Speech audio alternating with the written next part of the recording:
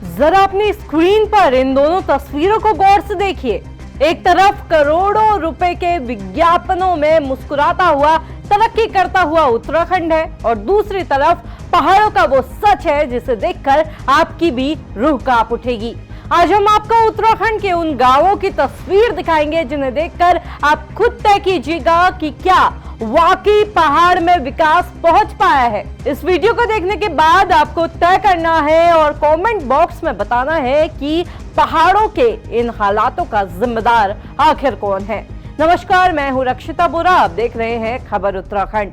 उत्तराखंड बनने के बाद से चाहे जिसकी भी सरकार रही हो, उसने हमेशा उत्तराखंड की तरक्की के ढोल पीटे। आज भी बड़े बड़े विज्ञापनों और चमकदार होल्डिंग्स में दिखाया जाता है कि पहाड़ बदल रहा है, सड़कें गांव-गांव पहुंच चुकी हैं और स्वास्थ्य सेवाएं तो हमारे राज्य में ऐसी हैं कि डॉक्टरों को मरीजों को ढूंढना पड़ रहा है। ये हम नहीं कह रहे, बल्कि ये बयान हमारे पूर्व स्वास्थ्य मंत्री के थे।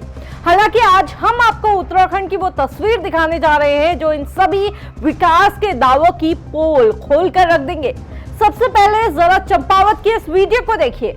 80 साल के एक बुजुर्ग जिनकी हालत गंभीर है, लेकिन गांव में सड़क नहीं है। मजबूरी में परिजन जो ये बुजुर्ग है, इनको कपड़े से डंडे पर बांध लेते हैं और फिर जंगल की पगडंडियों से होते हुए इन्हें अस्पताल ले जाया जाता है। अब जरा ये दूसरी तस्वीर देखिए जो उत्तरकाशी से सामने आई है। यहाँ एक जच्चा बच्चे ने तड़प तड़प कर सिर्फ इसलिए दम तोड़ दिया क्योंकि वो उस हेली एम्बुलेंस का इंतजार करते रहे जिसे देवदूत कहा जाता रहा था।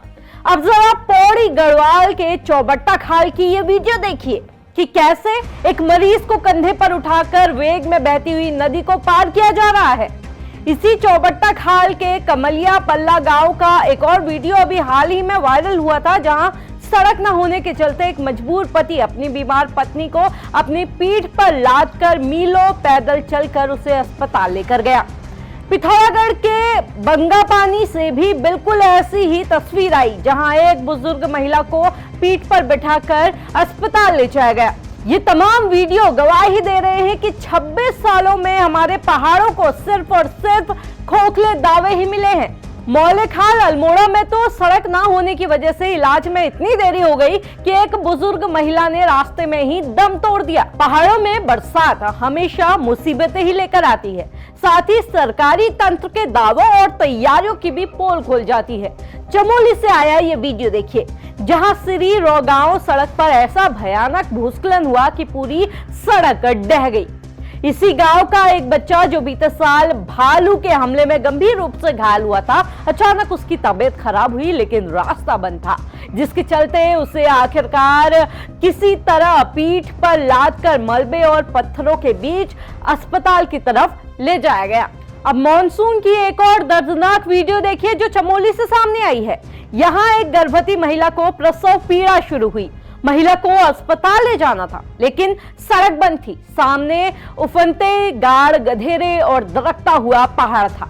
लाचार परिजनों के पास कोई भी चारा नहीं बचा। उस नाजुक हालत में महिला को करीब 10 किलोमीटर का बेहद दुर्गम, पथरीला और खतरनाक रास्ता पैदल तय कराया गया।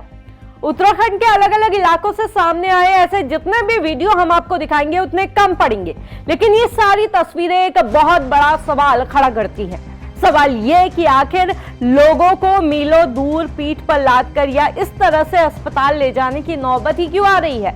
हर साल बजट का आकार बढ़ा दिया जाता है, कागजों में हजारों किलोमीटर लंबी सड़कें बन जाती हैं, स्वास्थ्य केंद्रों के नाम पर इमारतें खड़ी कर दी जाती हैं, लेकिन जब धरातल पर देखा जाता है तो पहाड़ की स्वास्थ्य सेवाएं खुद वेंटिलेटर पर पड़ी नजर आती हैं। क्या सरकार इन गांवों तक, इन सुदूर इलाकों तक एक छोटा सा स्वास्थ्य केंद्र नहीं खोल सकती? अगर इन गांवों में सही इलाज मिल जाता, डॉक्टर मौजूद होते, जरूरी दवाइयां होती, तो क्या इन लोगों को रोज रोज ऐसे जिंदगी और मौत के बीच जूझना पड़ता? विकास के नाम पर चौड़ी सड़कों को और चौड़ा करने के लिए जो मशीनें हजारों साल पुराने जंगलों को एक पल में उजाड़ दे रही है, वो मशीनें यहाँ इन गांवों तक क्यों नहीं पहुंच पा रही जहां सच में रोडों की जरूरत है? अब आप इस सब को लेकर क्या सोचते हैं, कमेंट करके जरूर बताइएगा।